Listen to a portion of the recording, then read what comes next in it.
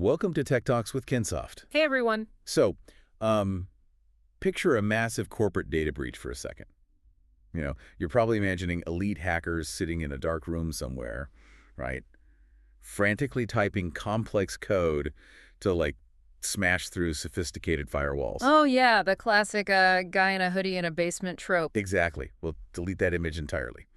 Because today, we are looking at how a really simple phone call, just a, smooth talking voice on the line, unraveled one of the biggest telecom networks in America. It really is wild when you break it down. Yeah, it is. And, we designed this show with a very specific premise in mind to tackle stories just like this one.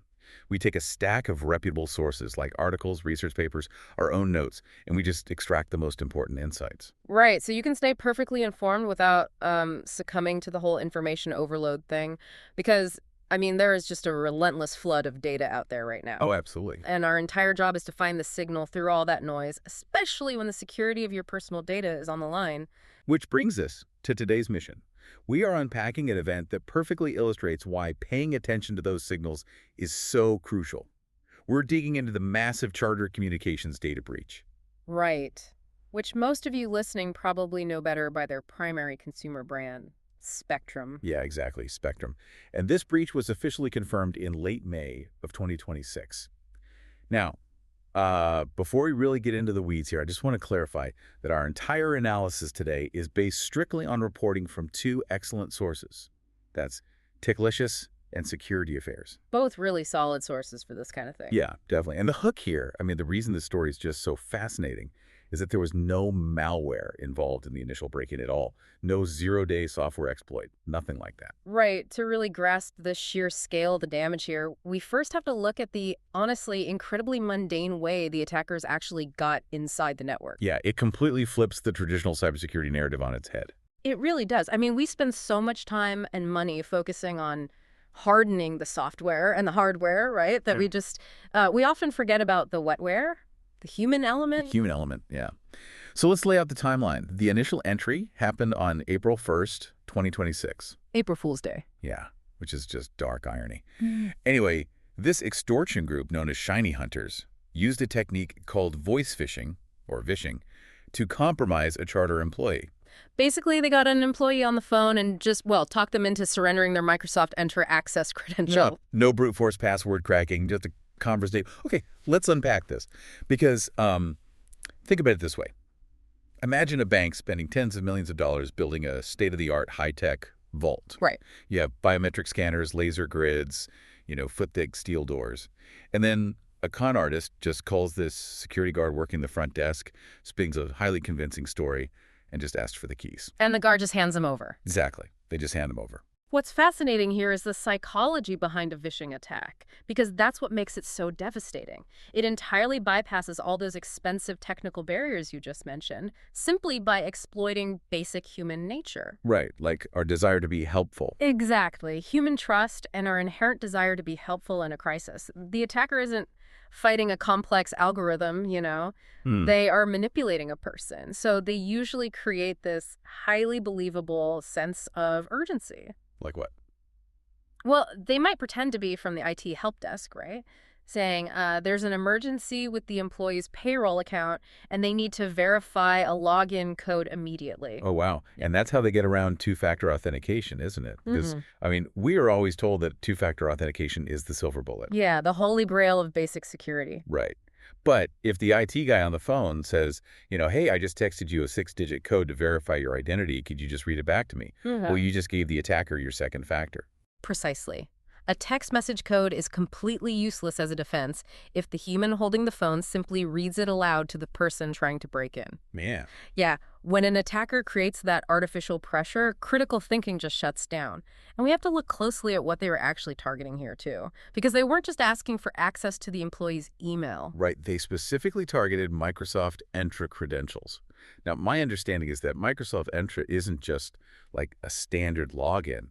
It's essentially the master key card a hotel manager uses. Oh, that's a perfect analogy. Yeah. Like you get that one card and suddenly you can walk into any room in the building without picking a single lock. Exactly. Entra is a centralized identity and access management system. It's basically the modern evolution of Azure Active Directory. So in a corporate environment, it acts as the master key. So it proves who you are to all the other apps. Right. It's the central authority that proves who you are, and then it automatically grants you access to all the different software applications you need to do your job. So by stealing those specific credentials, the attackers gain the ability to impersonate that employee across the entire corporate ecosystem. Wow. Yeah. For a modern threat actor, an identity system like Microsoft Entra is the absolute holy grail. Okay, so they have the master key. But an identity platform like Entra doesn't actually hold the company's customer data, right? Yeah, It just points you to it. correct. It's the gateway. So where did this stolen keycard actually take them?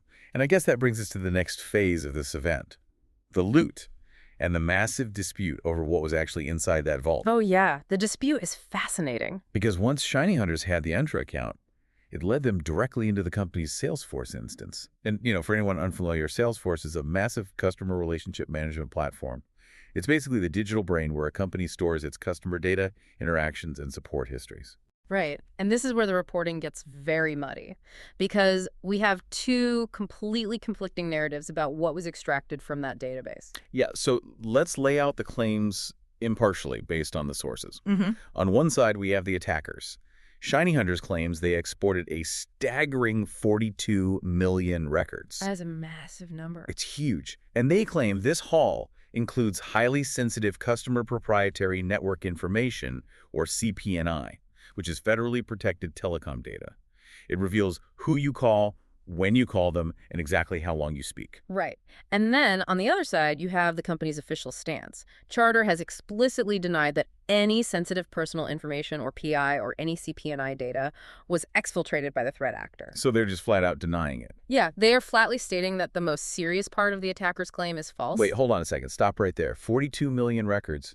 That math just doesn't work out. I mean, I'm looking at the notes here, and Charter only has about 32 million U.S. customers in total. Right. Are the attackers just entirely fabricating this number? How can they steal more records than the company has customers? Well, on the surface, it definitely looks like an outright lie. And look, it is a very common tactic for extortion groups to inflate their numbers, right?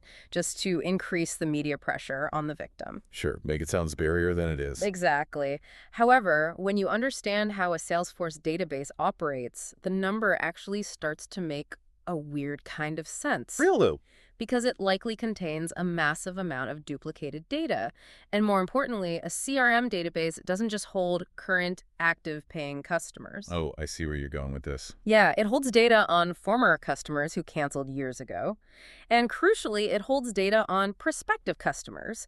People who simply called to inquire about internet service or maybe filled out a form online but never actually signed up. Right.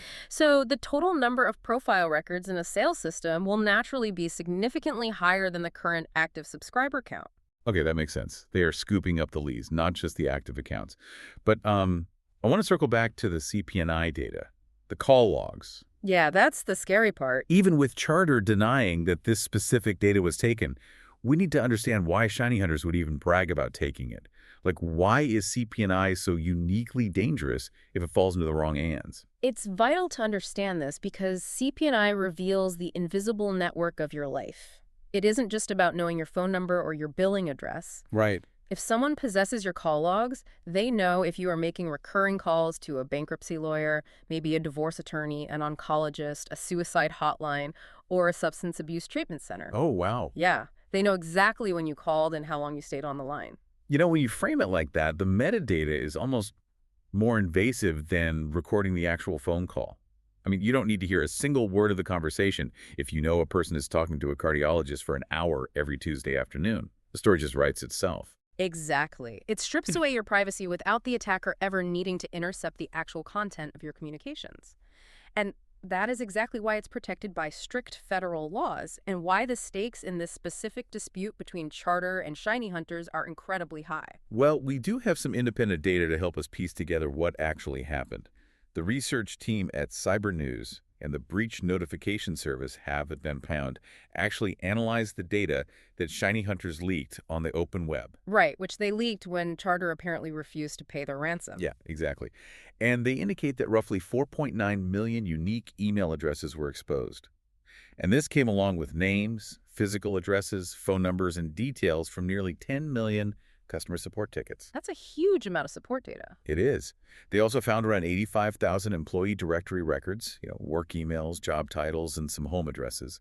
The exposed systems seem to primarily manage current, former, and prospective business customers, basically the Spectrum Enterprise division. Look, that 4.9 million figure is still a massive exposure, even if it falls way short of the 42 million they originally claimed. And honestly, it leads us to a much broader issue here. Right. Because this breach at Charter is alarming on its own, but we really have to zoom out to understand the current threat landscape. This was not an isolated random attack by some lone wolf. No, not at all. It's part of a highly successful, repeatable playbook being executed across the corporate world right now.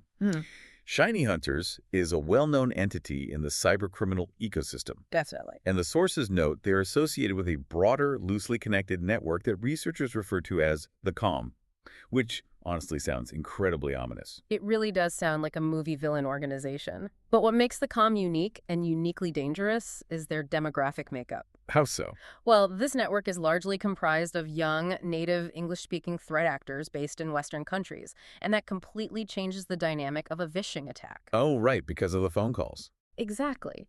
In the past, if a foreign threat actor tried to call an American corporate employee, the language barrier, maybe a thick accent or just awkward phrasing, would often be an immediate dead giveaway. The alarm bells would just ring in the employee's head. But when the person on the other end of the line sounds exactly like, a frantic 22-year-old IT intern from the Omaha office who just spilled coffee on the server, the employee's defenses drop completely. Exactly. The social engineering just becomes flawless. And this group has perfected a very specific, devastatingly effective playbook for 2026. Okay, let's break down the mechanics of that playbook because it operates like a corporate nightmare assembly line. Right. Step 1 is the vishing call.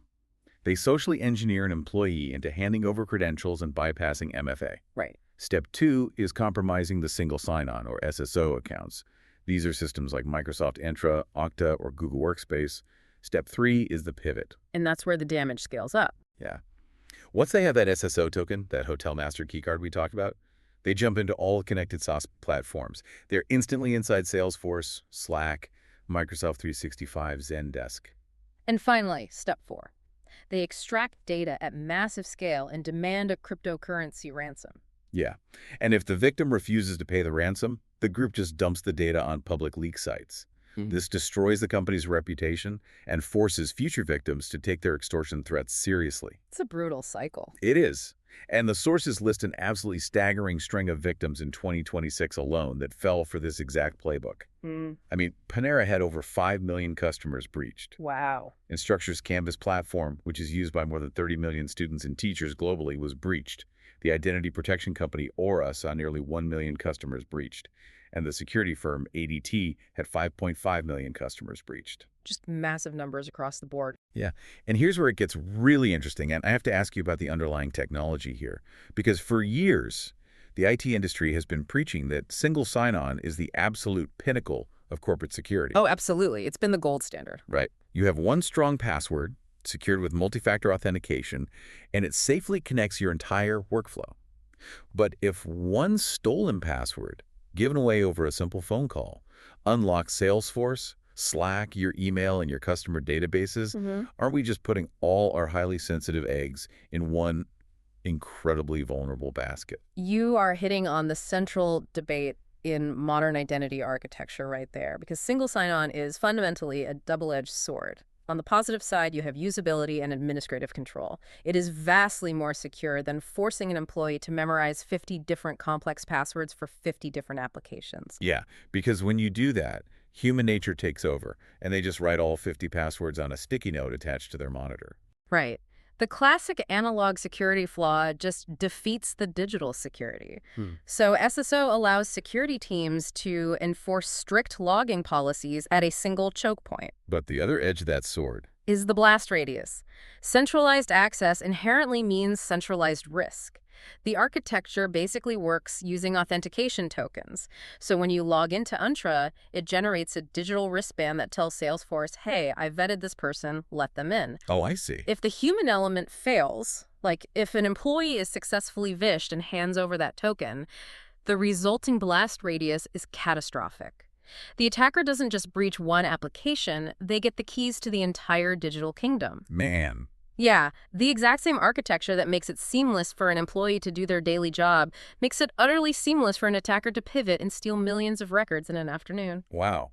Well, we have spent a lot of time talking about the macro level here, the corporate networks, the criminal syndicates, the architecture of single sign-on. But let's bring this right into the listener's living room. Good idea. If you are a Spectrum customer sitting at home right now, hearing that an attacker might have your contact info and your support ticket history, that changes everything.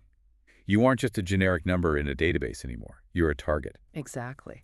So with all this data floating around the open web, what is the actual defense plan? Well, it requires an immediate, proactive shift in how you protect your identity. Because even if Charter's claim is true and the highly sensitive CP&I data wasn't taken, the data that is confirmed to be out there is bad enough. Yeah, your name, address, email. Right. Your physical address, your phone number, your email. That is more than enough ammunition for a secondary wave of attacks. So let's outline the actionable steps directly from the reporting. If you are a Spectrum customer, the very first thing you need to do is log in and change your Spectrum account password. Simple but essential. Yeah. Second, turn on two-factor authentication for your account if you haven't already. Third, go to the website haveibeenpeln.com and type in your email to verify if your specific address was part of the 4.9 million swept up in this breach. Right. Highly recommend that site. And finally, the big one. You need to place a credit freeze at all three major credit bureaus. That's Equifax, Experian, and TransUnion. I really want to spend a moment on the credit freeze, actually, because it is arguably the most powerful tool you have to prevent identity theft. It's entirely free, and it is easily reversible when you need to apply for a loan. How does it actually work in practice? Well, what a freeze actually does is lock your credit report at the database level. So if an attacker tries to use your leaked name and physical address to open a new credit card in your name, the bank will automatically query Experian or Equifax to check your credit score. Okay. But because of the freeze, the bureau denies the bank access to the file. And without seeing the credit file, the bank automatically blocks the fraudulent application. It just shuts the attacker down right at the source. That is brilliant. It stops the attack entirely passively. Yeah, it does. But there's another layer to this defense plan that requires a shift in your daily behavior, I think. Because think about the root cause of this entire corporate breach. If a highly trained employee working inside a massive telecommunications company can be tricked over the phone by a confident, fast-talking voice, you have to be incredibly skeptical of anyone calling you claiming to be from Spectrum support. Oh, absolutely. And that is where the leakage of nearly 10 million customer support tickets becomes so incredibly dangerous. Right, because of what they know. Yeah. We aren't dealing with generic automated spam calls here. We are looking at highly targeted spear phishing and account takeover attempts. Because the hackers possess your support history, they know exactly what you have been struggling with. That's terrifying. They know if you called 3 weeks ago complaining about a slow router or maybe disputing a weird charge on your bill. So the attacker doesn't just blindly call and say, "Hi, this is Spectrum." They call and say, "Hi, this is Dave from Spectrum Advanced Support. I am following up on that ticket you opened on May 12th. Regarding the slow upload speeds on your living room router. Are you still experiencing that lag?" And just like that, the fake call becomes incredibly convincing. It instantly lowers your guard. The attacker builds rapport and trust because they possess inside information that only the real company should have. And then they strike. Right. Once they establish that trust, they spring the trap. They might ask you to confirm your account details or read back a security code they just texted you to, quote, verify your identity, or even click a link in an email to authorize a diagnostic scan. In reality, they are using that code or that link to take over your personal account entirely. It is terrifyingly clever. So the golden rule moving forward really has to be, if you receive an inbound call, even if the person on the other end knows your entire support history, you just politely hang up. Exactly. Just hang up. You look up the official support number for Spectrum yourself, and you dial them directly. Never, ever trust the inbound caller ID. Precisely. You must always verify the communication channel by initiating it yourself. I think it really highlights how the true front lines of cybersecurity have moved. They aren't just at the corporate firewalls and network routers anymore. The front lines are on our own smartphones, relying on our own judgment. Which brings us to a lingering thought that I think everyone needs to grapple with after unpacking a story like this. We are watching massive corporations spend billions of dollars on advanced artificial intelligence, machine learning anomaly detection, state-of-the-art firewalls. Billions. Yeah. But as these technical defenses become nearly impenetrable, is the ultimate unpatchable vulnerability of the future simply a confident, persuasive human voice on the other end of a phone line? Well, as long as humans operate the systems, human psychology will remain the most exploitable attack vector. We can build the most advanced digital vaults in the world, but we still have to ensure the people guarding them know how to spot a con. That is a chilling thought to end on, but an absolutely necessary one. And look, if exploring the mechanics of this breach made you rethink your own business's defenses, or if you find yourself wondering how resilient your team really is against these kinds of modern social engineering tactics, you should visit www.kinsoft.com.au to discuss your security and IT needs. Yeah, they have the expertise to help you build not just robust technical defenses, but really strong human defenses as well. Well, that brings us to the end of our time today. Thank you so much for joining us and trusting us to help you navigate the noise. Stay skeptical, stay secure, and we will catch you next time on Tech Talks with Kinsoft.